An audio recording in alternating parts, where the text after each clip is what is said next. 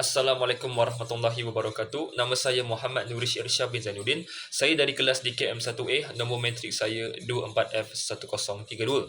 Pada hari ini, saya akan membentangkan tentang bolt dan nut yang ada pada sesuatu komponen.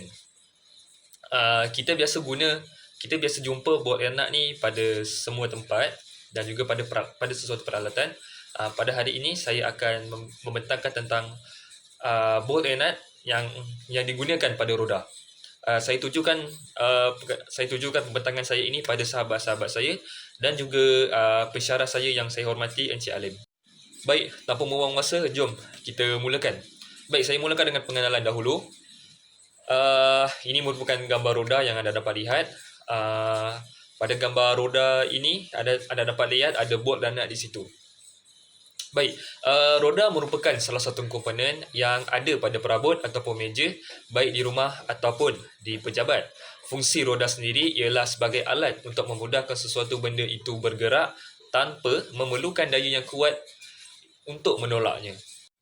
Dengan adanya roda, kita dengan mudah dapat menolak sesuatu benda seperti meja atau perabot yang ada di rumah atau di pejabat ke sesuatu tempat cukup hanya dengan menolaknya sahaja.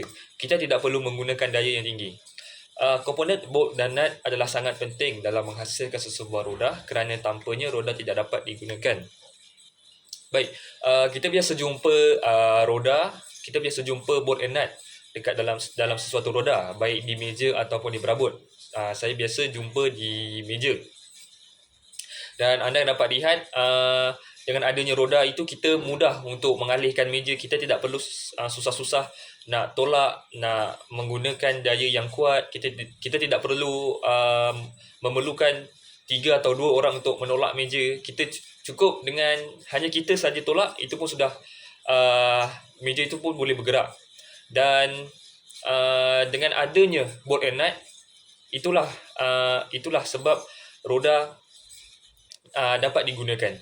Baik, ini adalah contoh roda yang ada bolt dan nut. Anda boleh lihat.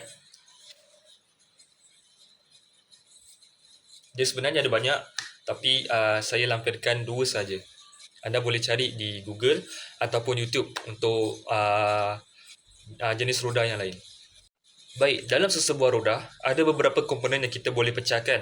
Antaranya seperti gambar hasil lukisan AutoCAD saya yang anda dapat lihat. Ada isometrik, pandangan pada atas, tepi dan juga hadapan.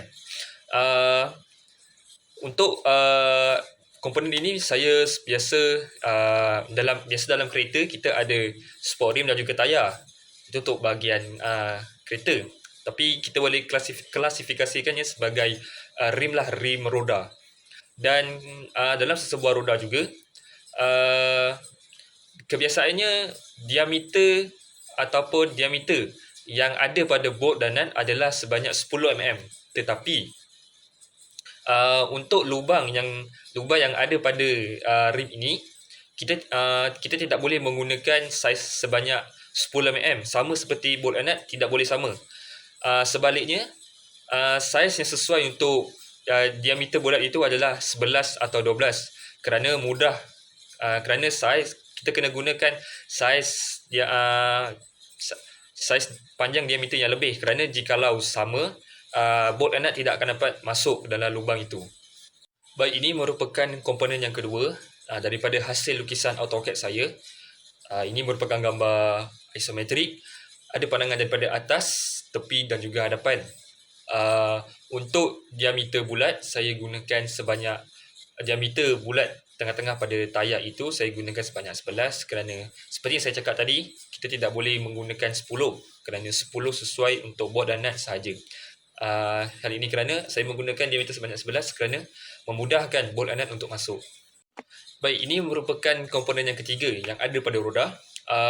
Saya sebutkan ini sebagai dia punya pemegang ataupun bahagian yang mencantumkan tayar, rim, bolt dan juga nut.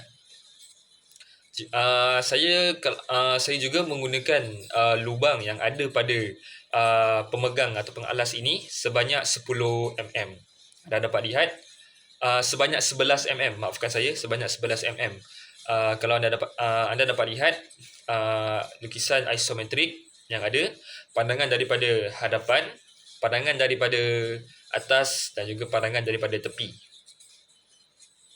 Baik, kita teruskan dengan bahagian yang sangat-sangat penting, iaitu bolt, bahagian yang perlu ada dalam sesebuah roda, kerana jikalau bolt tidak ada, memang roda tidak dapat untuk digunakan. Anda dapat lihat ini merupakan hasil lukisan isometrik saya, lukisan isometrik saya yang saya lukis di AutoCAD. Anda dapat lihat pandangan daripada atas, pandangan daripada tepi dan juga pandangan daripada hadapan.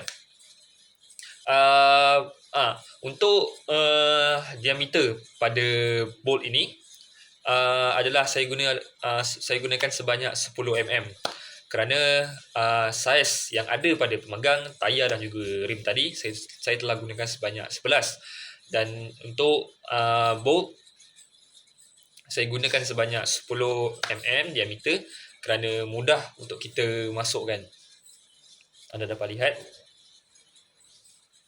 Baiklah, saya teruskan kepada lukisan saya yang terakhir, lukisan saya di AutoCAD. Ini merupakan nut, komponen yang sangat-sangat penting, yang sangat-sangat memerlukan dalam penghasilan sesebuah roda. Kerana tanpanya, seperti saya cakap tadi, roda memang tak dapat digunakan dan tidak dapat berfungsi lah. Saya gunakan diameter nut ini sebanyak 10 mm, sama seperti bolt, juga 10 mm, kerana kita perlu menggunakan saiz yang sama untuk bolt dan nut masuk dan kunci di dalam sesuatu komponen. Dan anda dapat lihat komponen-komponen yang lain saya gunakan sebanyak 11 mm.